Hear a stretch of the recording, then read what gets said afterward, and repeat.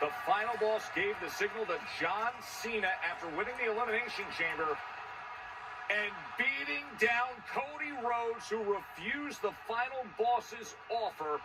He said, hey, Rock, go F yourself. This is how it turned out, Big E. Joe, it's still hard to find words, man. It's something that John has playfully teased when people online wanted him to turn heel for many years. I never foresaw this coming. The people online who were sending me like, oh, here are my predictions, and I already called this coming. We didn't see it coming. None of us up here did. This still is so stunning. This build to WrestleMania has been one that I think for many has kind of been in cruise control. It's leveled up now. We hit another level right now. I didn't notice he hit him with Dusty's watch, with the watch that they got to emulate Dusty's watch, which was gifted to him, of course, by Triple H and Nick Khan. But listen, Hogan being the third man at Bash at the Beach, that moment when we saw the camera pan over to Paul Heyman sitting with Roman Reigns, and now John Cena beating down Cody Rhodes. And here is the 16-time world champion, now Elimination Chamber winner, John Cena, as he makes his way to the press conference after that shocking moment that Triple H said 20 years from now, people are going to say, that was incredible.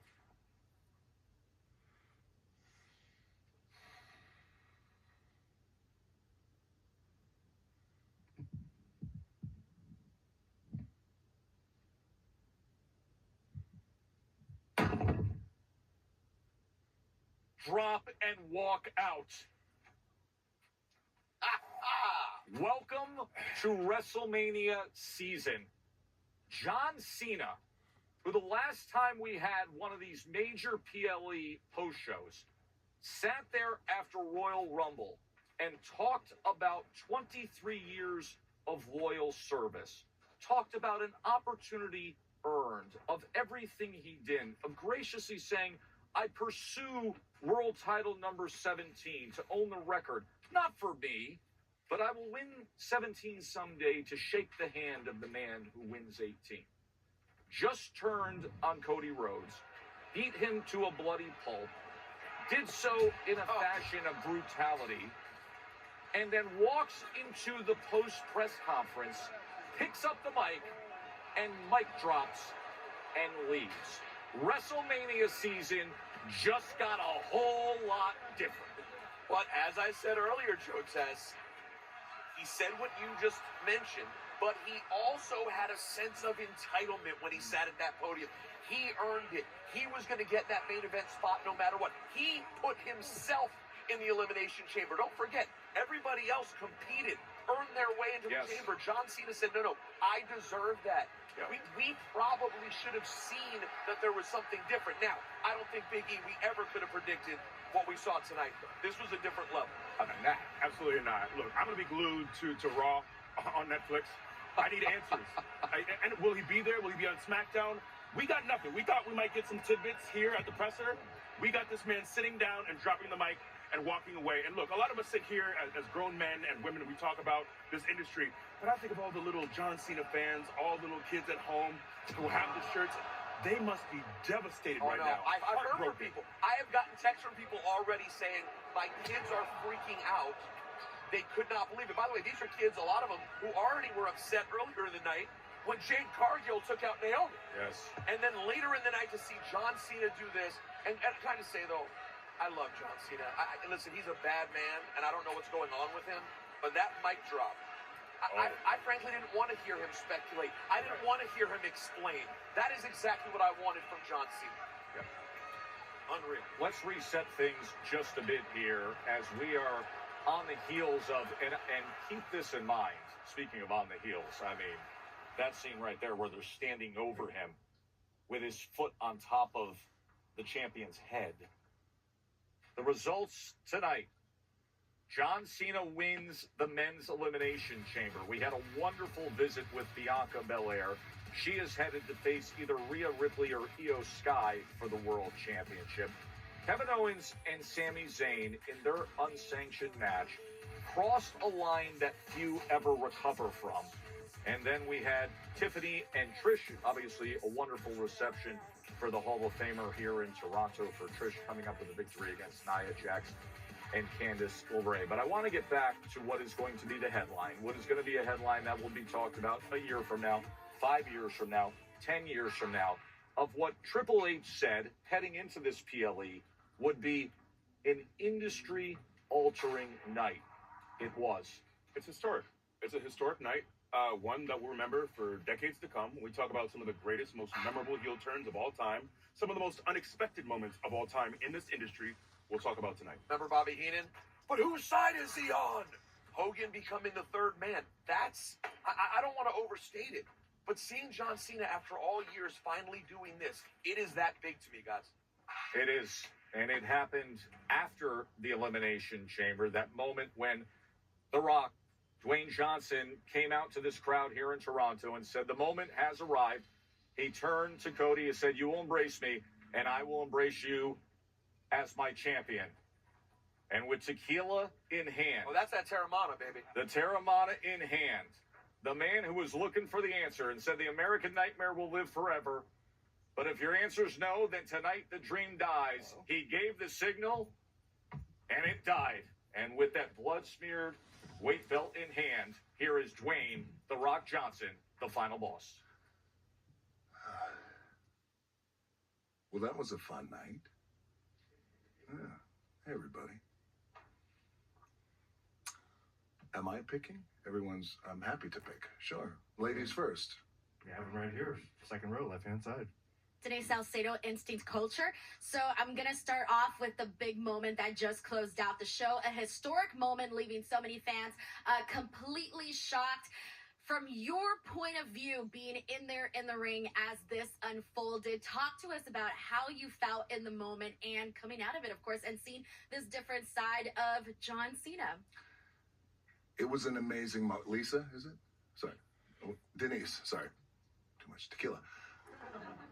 Denise, it was an amazing moment. And, you know, we as entertainers, whether in pro wrestling or whether in film or television or whatever it is that you do, you really live for moments like that where you can hopefully create something that could be very compelling and moving for the audience and take tonight 38,000 strong here in Toronto. And what we have collectively thought about and talked about in the back before and certainly after this moment is no one knew really what was going to happen. Maybe a few called it, but for the most part, I thought the moment was incredible. And I personally love that. And I've been around the block in terms of being a pro wrestler and I grew up in this business. So I love this business. And what I felt tonight, and I've been a part of some really phenomenal professional wrestling angles. And as a kid growing up, we all have seen some amazing professional wrestling angles. I felt like tonight stood beside all of those that were the iconic angles. So it was really incredible. So I was very proud. But overall, I thought the performances by everybody across the board, all the women, all the men, they put it out there. And I'm very, very proud of them. I know their schedule. I know it well. I lived it at one time for many, many years. I grew up in it with my dad, my grandfather, my uncles, my grandmother. I mean, everybody, my cousins. So I understand the grind of the schedule and what everyone was able to do tonight from top to bottom, from the opening match to the final match was really phenomenal. And I was very, very proud of everybody. So what a night it was. Sure. Right-hand side. Thank you. Sam Roberts from Not Sam Wrestling. I have two questions, if you bear with me, because one I woke up with, and one I came up with on the floor as we just watched, you know, this huge moment in wrestling. But my first is about the final boss, and I've been pretty public about how much I've loved the character and how much it kind of elevated storytelling in pro wrestling. But at the same time, when the final boss came back last week on SmackDown, 1 minute, the final boss is thanking everybody for the amount of money that Moana made and helping people with their phones that had fallen on the floor. The next minute, he's talking about syphilis and he's asking for Cody Rhodes' soul. Sorry, Sam. For the record, not that I have syphilis. Oh, sorry. Okay, I was pointing it out to a fan. All right, sorry, go ahead. Poorly phrased question. That's fair. My question is, for us, are we to take the final boss as a baby face, as a heel? Who, at this point, who is the final boss? I feel like, Sam, in a way, perhaps, and I'm not knocking you at all. I listen to your podcast, and I feel like there is that might be a little limiting. And what I mean by that is because the final boss is a lot of things. He's a heel, he's a baby face, but also he's one who doesn't adhere to the typical professional wrestling tropes that we find of, oh, a heel talks like this, or babyface talks like this. I feel like I've reached this point in my career where I'm able to go out there as the final boss and address the crowd. Hey, New Orleans, 2026, you have WrestleMania 42 coming to the Superdome. Final boss starts singing. Oh, when the saints come marching in, they start singing with me, and I tell them, no, you shut your mouth, or I'm going to sing by myself. It's not going to happen like that, So I like vacillating between a heel and a babyface, but also I feel like it's important I have reached this point in my career where I feel really comfortable in my own skin when I go out there, or when I film a film, or whatever it is I do, where I say what I want to say, and I say, but more importantly than that, and I don't mean to be defiant or sound defiant about that, I say what I feel. And in that moment, that's the luxury and the brilliance, I think, that's the luxury and the blessing of being in pro wrestling, when you have a live microphone that you could say what you feel. And in that moment, if I feel like having fun with the crowd, I do it. If I feel like telling them to shut up, the final boss is going to sing, or asking their champion, hey, you're going to give me your soul. So I like that. And I like, and also, again, I'm comfortable, man, in being in my own skin. And I like that with the final boss, there are no constraints and there are no handcuffs. And we can go out and have the reaction that we had tonight as the final boss, because people were waiting, and create an experience with Travis Scott and going out and embrace me, Cody Rhodes, and then eventually putting his blood on his belt and beating him with it. But yeah, so I would say that regarding being a heel or a babyface. And lastly, Sam, I do want to say that I encourage that where we can, and that goes for all the other talent in the locker room, women and men. If we could find that place, and that's a really special place, rare air, where you can, like, don't think about, well, a heel should say this, or a babyface should say this. It's old school, and it worked for decades and decades. But today, it's okay. Stretch the aperture out and go out there and say what you feel. Bring it from here. I appreciate you saying that. You should come by the basement sometime. But John Cena, yeah, you have this moment, right? And I think one of the criticisms that has come up about The Rock and the final boss, whether it was January on Netflix, whether it was whatever, is this idea that where is he going? Is he the guy who's going for Cody the night after WrestleMania? Is he this? All of a sudden tonight, I feel like one of the things that made this moment so significant was that everything got tied together, from John Cena's promo in the press conference. It wasn't even a promo, after the Royal Rumble, to you showing up at Bad Blood, which at some point people said that meant nothing, but the same throat slit we got tonight. How long, for lack of a better term, has this been cooking? It meant something, and you said a word, it's long, and that's what it is. I'm a long gamer, and I like long gaming, and I like creating with Paul and with Brian Gewirtz and Maya Lazary, who's on my side of the team, and I like creating with Paul and his team as well. We're long gamers. And so what a lot thought, well, a Bad Blood, when it was a pay-per-view that The Rock attended, and I just did a very small, subtle thing, there was a lot of criticism, like, oh, it didn't mean anything. Well, it did. It's okay. It's okay if you're not thinking about it now, but just trust me when I tell you, we are thinking about this stuff and long gaming this, and I love that. Same thing last week, same thing when we opened up with Netflix in LA, where I came out as the director of the board and welcomed everybody and welcomed the Netflix executives. I thank Cody Rhodes for carrying this company in such a tremendous way on his shoulders. I gave him dap, I gave him a big hug. Well, I knew this night was coming. So we're long gaming, Sam. And by the way, I hear you on your podcast. You said a lot of things, especially stuff about pushing and growing the company, and it's okay to break the fourth wall in the world of pro wrestling. I think if you do it right, and there's a right way to do it, and navigate your way through it. Next question. Hey, it's Adrian Hernandez of Unlikely. Dwayne, we are 49 days away from WrestleMania, and as you said, this was a historic night and what an incredible moment to close out the show. You have a message to the fans on what to expect on this road to WrestleMania. I do. I think the fans can expect the unpredictable. I think they can expect exciting storylines to unfold. And I also want to encourage the fans, whether they're hardcore fans or not hardcore fans who just enjoy the product, take your time, take a breath. It's all going to unfold. It's okay. And no, by the way, not everyone's going to like everything that we present, and that's okay too. But I promise you, as Triple H was here and he was talking about blowing up. And when he and I've worked with him for a very long time, and for decades and decades. And so when we get together these days, today, we're constantly, so what we'll do is we'll think about, okay, we have the final boss, we have this character, we have this character, we have this character, we have this event, and we have this storyline.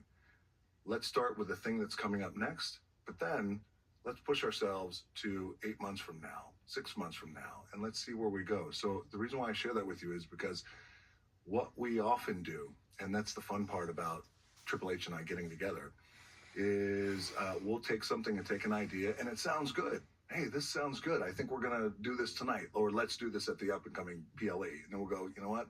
Blow it up, throw it away. Let's figure out something better. So I think going up and leading into WrestleMania, I think fans can expect the unexpected. I think they can expect some unpredictable moments. I think that they can expect some predictable moments, because also at the same time, you do want to make sure that there's certain things that you got to do to make sure that we're satisfying the audience on a weekly basis. And there's certain moments that we all know, we got to make this happen. Let's make this happen. But we'll make this happen today because they expect it and they want it. But maybe next week we'll deliver something different. I'm excited about WrestleMania. I was excited about last year's WrestleMania. We're trying to figure out what it could be. We created that dual main event that happened over the course of 2 nights. I'm excited about every WrestleMania.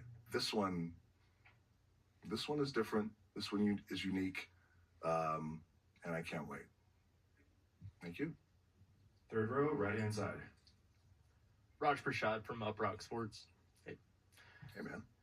Travis Scott, we see him tonight, obviously. He's had this incremental involvement, right? He's in the crowd, and then he's a part of the entrance team. Now he's in the ring. Could we eventually see Travis Scott in the ring, perhaps as a partner with The Rock and John Cena? Yes. Yes. That's why we're doing it. Absolutely. It's a great question. Long gaming. So, look, I love Travis. That's my guy. Where we have expanded to, I think, in the WWE, I feel like professional wrestling has always found its unique place in culture throughout the decades. I grew up in the business, right? We remember rock and wrestling, Cyndi Lauper, Hulk Hogan. We then remember the Attitude Era, etc., right? So I feel professional wrestling has had its place in culture for some time. And I think we are tapping into a unique time now. I'm not quite too sure what we name this era. We'll all figure it out. Someone will come up with something cool. I'll say it out loud and I'll take credit for it. But I feel like with Travis loves the business. He loves pro wrestling, and he's a culture guy. Travis Scott he's one of the greatest already of all time. He's a GOAT. He's a legend. He's an icon. He loves the business.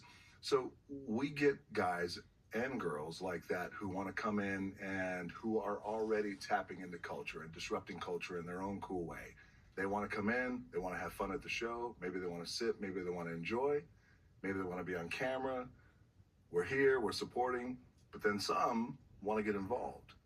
And then some, like Travis, deeply want to get involved.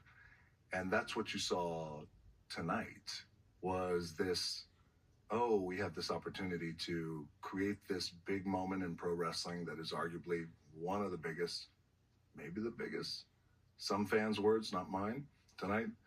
And then we also have an opportunity, I think, to bring Travis Scott into as well and start to form a union, an alliance with the final boss and Travis Scott. And he wanted to get, in a way, to steal a term, he wanted to get his hands bloody. And I whispered to him as he was going out, I said, if you get your hands bloody, make it count. Make it count. He slapped the shit tonight. He slapped the shit out of Cody. And he was really, really hyped up. I mean, it was really amazing. When Travis landed, by the way, I went in, we had some words. We just chopped up what the night is going to look like. And I caught a contact high for about 3 hours. It's like crazy. And I loved it. I need Travis, and every time I do an appearance, like Travis smoke with Terramana, it's game over.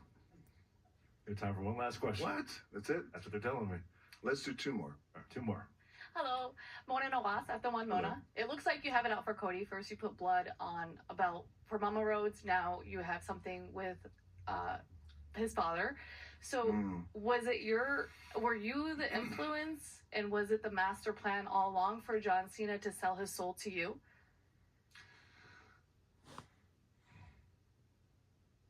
I don't know if I was the influence, but I will tell you this, is that it's the part of the business that I love. 2 parts of this. It's a part of the business that I love. And I grew up in this business, as we know. I was very fortunate to grow up in this. And the part of the business that I love is that we can create things like this, where I can create this belt, but I just didn't want to put a belt that said Cody's Soul. I need a date that memorializes things, but also a date that means something to me, but really means something to me. It's going to tie into my second part of this answer regarding John, which was, June 11, 2015, when Dusty Rhodes passed away. For those of you who don't know, Cody's dad, Dusty Rhodes, Cody's dad and my dad, Rocky Johnson, they were best buds. They did everything together, riding horses, etc., especially down in Florida. We would go to Dusty's house all the time. But right before Cody was born, because I'm about 10, 12 years older than him. And so Dusty was one of my heroes. So I thought, well, what's a thing that I could really, anytime I come back home to WWE and I do something, I got to have skin in the game. I got to have, really sink my teeth into something. And what's real? What feels real to me? Well, your dad was one of my heroes. So I'm going to put his date here. And if I get the opportunity, and if you tell me no, and if you tell me in his very eloquent way, he told me no to. It's like, wow. I don't know if you ever said that in front of 38,000 people like that. What a moment.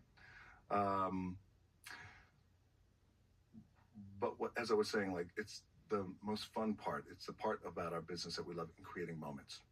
So with John, I don't know if I was the influence to this. Perhaps, maybe I was a conduit to help him in a way, in my small way. I don't want to take any credit for this, because this is John. In my small way, a conduit to help John get to the place he's gotten tonight. So storyline, no storyline, fiction, nonfiction. What you guys felt tonight out there was decades of what John has experienced as a performer and as a human being. And I felt it in the ring. I've had conversations with John. We're good buddies. I knew what his why was going into this. And it is so incredibly moving and compelling. And it grips you by the neck when he talks about it, as he's talked to me about it. And this is why I'm doing what I'm doing tonight. And again, storyline, no storyline, fiction, nonfiction. The greatest, I think, angles in wrestling is when it's anchored in some sort of authenticity. And what you felt tonight, he didn't say a word. Look, he came out and dropped the mic. That's decades of a man who gave everything to this business that I love. And now it's coming out. And I told him as he left. By the way, he flew in today, this morning, from Budapest. He's flying out right now to Africa to continue. So that's the level of commitment. And I told him as he left, I said, we say two things in our wrestling vernacular. He said, hey, thank you for the house. And I said, I'm proud of you. It's a big deal. All right, last question. Make it good. Here we go. Left-hand side, third row. Hi, Rock. Right over here. Hi, my name's Malcolm in Muscle Memory. Oh, this ain't going to be good. I can already tell. Here we go. I'm kidding. Now, after a long night of taking John Cena's soul, I'm sure you got to get some good eats. The Rock, what is your Waffle House order? Waffle House? Yeah. Oh, wow. Okay. All right. I'll go a dozen eggs, but only 10 egg whites, 2 whole eggs. Yeah. I'll do the hash browns. I'll do the waffle. Scattered, smothered, covered. Yes, sir. Yeah, a Waffle House. You're excited about Waffle House, man. I could tell. Yes, we're going to remove you in about 30 seconds out of this room. All right, guys. I would say that, and of course, I'm a jukebox junkie. So anytime I could go into a spot that has a jukebox, man, that's my jam. We can't end on that. I appreciate your question, though. Thank you, though. It was good. We're going to end on something else. Thank you. One more. First row. We'll end with the lady. The Rock, Maury from the Roz and Mocha show on Kiss 92.5 in Toronto. Mocha says hello. Hi, Maury. Mocha. I know Mocha. Yes, you do. Yeah. So I want to, first of all, thank you for a night I'll never forget. Thank you, man. Want to find out, now that John Cena is a bad guy, will we change up the jorts, or will he continue wearing the jorts? Is the jorts a bad That's up guy to John. attire? That's up to John. I don't know, but I can tell you that jorts or no jorts, I think the thing I'm excited about is watching John perform this. Right? Because if you think about it, John Cena has been our Babe Ruth, he's been our Superman. He's the guy you never, ever thought would turn in this way. He did. It's a big risk. And it's ballsy to do something like that. And it's gutsy. And he's put a lot of thought into this. So I'm just really excited to see him just performatively what this version of John looks like. So George, maybe, I don't know. Knowing John, he'll probably stay the exact same. And he'll probably wear what he wears. And tell everyone, go. Yeah. All right, we should end with a lady. Would you like to go last? Good evening, Emily Hello. May with Sportskeeda Wrestling. So you talked about your family legacy, and I would love to know, what do you think your mom would respond to your actions tonight, and what does she think about the final boss? Wow, what a great question. Thank you. My mom is my biggest fan. She grew up in the business too. My grandfather, for those of you who don't know, Haichi Peter Maivia, Hall of Famer in WWE, wrestled for Vince McMahon Sr. in the 70s. That's my mom's dad. She's my biggest fan. She loves this business of pro wrestling and loves the final boss. Mama Rock loves the final boss. I'll tell you what she doesn't love. She hates when I cuss. She hates it. Completely hates it. And I was like, come on, Mom. Who gives a I don't. Kidding. She'd slap me. No, not at all. We'll end with one more question. Then I'll jump on a plane. Don't look at me. All right, you. I'll go with you. Okay. Dude, make it good. So I was there in 1990, Hogan versus Warrior. I was there when you took on Hogan, which was obviously a big moment. That was here. That's right. Same bill. Yeah. So that's my question. How did tonight compare, considering you were in the ring for two of Toronto's biggest moments? I love that question. Thank you for asking that. We've been thinking about this all week long because Toronto generally is a heel town, I feel. And it was a heel town. Certainly was a heel town with me and Hogan. when Hogan and I wrestled WrestleMania 18, I think it was, and that was a real psychological chess game that we played that night. So I thought that this crowd tonight was exceptional. And without getting too far into the weeds, we had discussed, hey, let's be prepared how this crowd is going to be. Because you also, you don't, when you go into something like this crowd tonight, this 38,000 here in Toronto, they're waiting. They know something is going to happen. It's building up. We have the Elimination Chamber, all these matches, right, that we have put together, that we've advertised. But then at the end is our number one hero going to give his soul to the final boss? What's going to happen?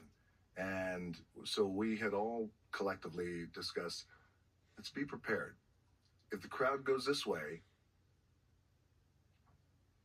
don't stay on track. Don't be rigid. Let's be flexible. And let's just see. I had to do that with Hogan when we had our match. So those of you who don't know, we had a big match at WrestleMania 18. I came out. I was the big baby face at that time. Hogan was the big heel. The moment I come out, the moment we locked up, crowd turned. At that time, I think there was about 60,000 people here. I think the setup was different. And I became the heel within 2 minutes of the match. And so we had to adjust on the go, Hogan and I. And so we went into tonight being flexible, amenable. Let's see if we have to shift and turn. This crowd tonight was unbelievable. And after 3 hours of pay-per-view, people have given all of their energy, but they know something else is coming. And we come out, here comes Rock, here comes Travis Scott. What's going to happen? Are you going to give me your soul? Cody tells me I'm not, in his eloquent way. And in that moment, again, without getting too far into the weeds, everything was just relying on me to make a move, which will then spur the next movements by everybody else. So I just waited and I let it all cook. Once he told me no, waited. And I think it was such a special moment because I think in wrestling, as we know, it's almost like in sports when you watch pro football, basketball, baseball, whatever it is, same thing in pro wrestling. There's a metabolism that happens as you're watching the show, and this happens, and a match happens, and you feel like, oh, the good guy is making like this, he's coming back, and it's happening, and I think a finish is happening, and they kind of know, like there's a rhythm to things.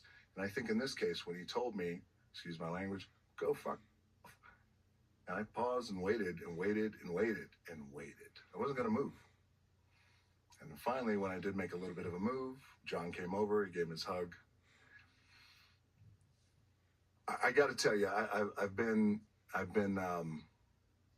part of a lot of really cool moments in pro wrestling, whether growing up and watching them or just being a part of them. And here in Toronto was one of them. That Hogan match with me was the greatest match of my career, and it happened here in Toronto. What made it great was the crowd turned and kept us on our feet. So tonight, the crowd didn't know what was going to happen, but they knew something was going to happen, so they were feeling it. And the moment John hugged Cody, and he looked at me, and I went, the whole place erupted. And that moment is what we work for. Like, that's the thing. It's bigger than a promo. It's bigger than words. It's bigger than anything I could say or anybody could say. It's bigger than a storyline. It's bigger than a television show. It's bigger than broadcast numbers. It's bigger than it's the that you get when you do something and the crowd just becomes unglued. Oh, you have one more.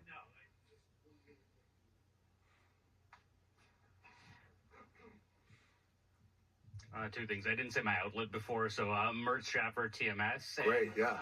I can't forget No that. one Come give on. that right now. Never a question like that. No one.